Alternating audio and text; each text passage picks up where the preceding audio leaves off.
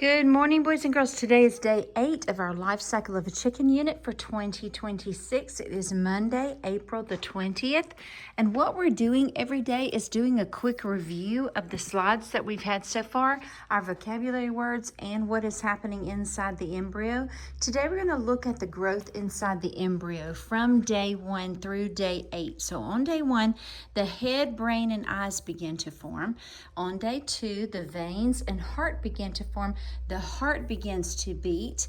On day 3, the beak, wings, and legs begin to form. You can see this growth happening faster and faster every day.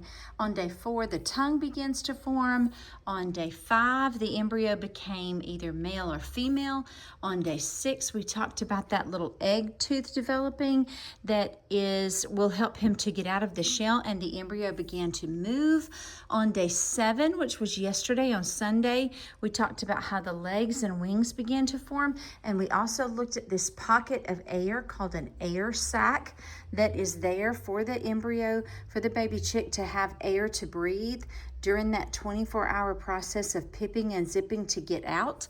And then today on day 8, we're looking at 2 new vocabulary words: beak, which is the hard pointed part of a chicken's mouth and it's used to pick up food, and then shell, which is the hard outer covering of an egg. So when our chicks hatch, this is very similar to what our eggs will look like. You can see that pipping and zipping process where it almost happens in a straight line coming across, and then the top falls off. And inside the egg, you can see lots of blood vessels. You can see an umbilical cord that was attached to the baby chick. We will be looking and observing all of these parts of the shell. You can see how thick this liquid was that they were living in. You can see that thickness right there under the shell. And so this is today, we should be able to start to see in our candling process some feathers on the inside of our embryo. So that's the last thing we're going to do today.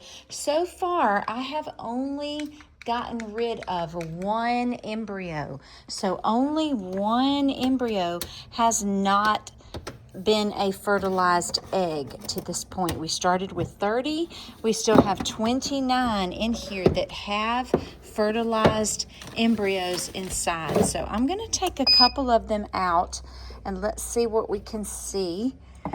Remember that air sac that we're looking for will be on the blunt end, which is not the pointed end, it is the fat end. See that fat end right there where the pretty air sac is at the bottom? And then what we're looking for are blood vessels, an embryo. This one does not look like it has much in it to me, so I'm going to move him to the back. This will probably, this may be the one actually that I pulled out yesterday, because I think it was the whitest one we had in here that was not fertilized. It still looks not fertilized.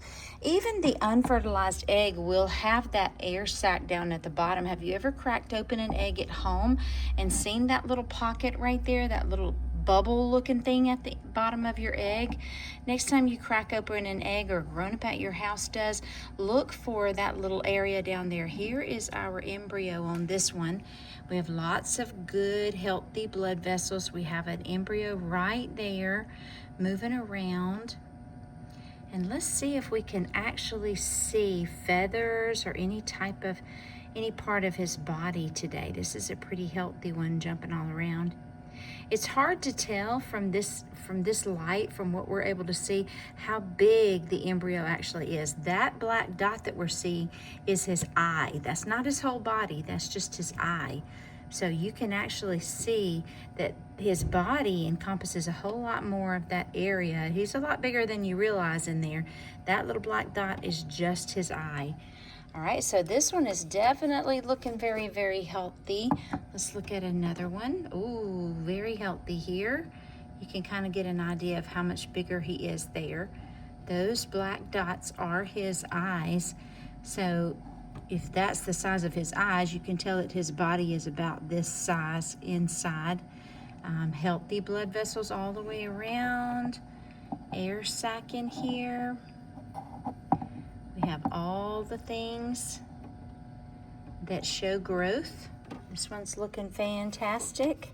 Remember, we want to try to keep them with the fat side facing up so that that air sac does not come down on top of the yolk. Do you see how it's starting to get dark, dark, dark, dark, dark, closing in all the way around on the egg? Pretty soon it will be so dark inside there that we really can't see very much.